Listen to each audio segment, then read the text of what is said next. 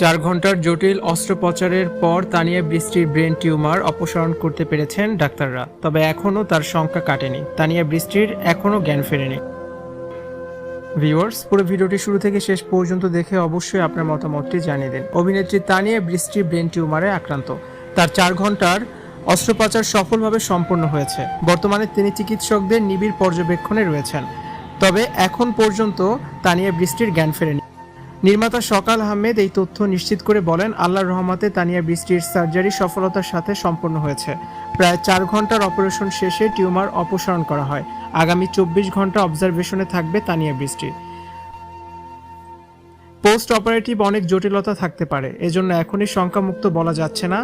তানিয়া বৃষ্টির এখনও জ্ঞান ফেরেনি, সবাই তার জন্য দোয়া করবেন। হাসপাতালে অযথা ভিড় এবং অতিরিক্ত ফোন কল দিয়ে তার পরিবারকে প্যানিক না করারও অনুরোধ জানিয়েছেন এই নির্মাতা। বর্তমান সময়ের ব্যস্ত অভিনেত্রীর মধ্যে তানিয়া বৃষ্টি অন্যতম। নিয়মিতই অবমুক্ত হচ্ছে তার অভিনীত নতুন নাটক, যা অল্প সময় দর্শক প্রিয়তা অর্জন করেছে। সম্প্রতি স্বল্প ব্যবধানে মুক্তি পাওয়া একাধিক নাটকের কারণে তিনি আলোচনায় ছিলেন। তানিয়া বৃষ্টি কয়েকদিন আগেই হঠাৎ শুটিং চলাকালে মাথা ঘুরে পড়ে যান। এরপর জরুরি তাকে উত্তরার একটি বেসরকারি হাসপাতালে ভর্তি করা হয়। সেখানে পরীক্ষা নিরীক্ষা করে জানা যায় দীর্ঘদিন ধরে ব্রেইন টিউমারে আক্রান্ত তানিয়া বৃষ্টি। অভিনেত্রীর সুস্থতার জন্য দোয়া চেয়েছেন তার সহকর্মী ও ভক্ত অনুরাগীরা।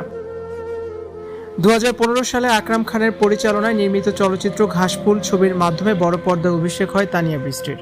এরপর 2019 সালে মুক্তি পায় তার অভিনীত আরেকটি সিনেমা গোয়েন্দাগিরি। দীর্ঘ বিরতির পর আবারও সিনেমায় ফিরছেন তানিয়া বৃষ্টি। রায়হান খানের পরিচালনায় নির্মিতব্য ট্রাইব্যুনাল নামের একটি সিনেমায় তাকে দেখা যাবে।